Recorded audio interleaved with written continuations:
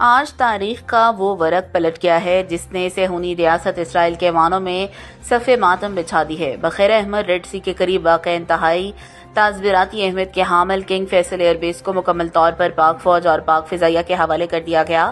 یہ کوئی معمولی فوجی نقل و حرکت نہیں ہے۔ نقشے پر اس ایئر بیس کا محل وقوع دیکھیں تو یہ اسرائیل کے حلق کی ہڈی بن چکا ہے۔ ایک ایٹمی ملک جس نے آج تک اسرائیل کو تسلیم نہیں کیا، جس کا وزیر دفاع اسرائیل کو صفحہ ہستی سے مٹانے کی دھمکی دے چکا ہے، اس کا اسرائیل کی حدوں کے اتنے قریب ہونا بتاتا ہے کہ اب بساط پلٹ چکی ہے۔ اسرائیل کے لیے ڈراؤنا خواب اسرائیل کے اتنے قریب ایک ایٹمی طاقت کی موجودگی کا مطلب ہے کہ اب صہیونیوں کو ہر حرکت مارخور کی براہ راست زد میں ہے۔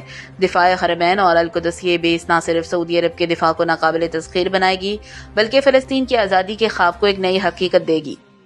جدید ترین J-10C اور ڈرون ٹیکنالوجی سے لیس پاک فضائیہ کے شاہین اب اس خطے کے نئے پاسبان ہیں۔ وہ عظیم بشارت جو آج پوری ہوتی نظر آ رہی ہے۔ آج اس موقع پر محسن انسانیت اللہ کے رسول صلی اللہ علیہ وسلم کی وہ حدیث مبارکہ یاد آ رہی ہیں جس میں آپ صلی اللہ علیہ وسلم نے ارشاد فرمایا، جب جنگیں در جنگیں ہوں گی تو اللہ غیر عرب سے ایسی فوج اٹھائے گا جو عربوں سے اچھے سوار ہوں گے اور بہتر ہتھیار رکھتے ہوں گے۔ اللہ ان کے ذریعے دین کی مدد فرمائے گا۔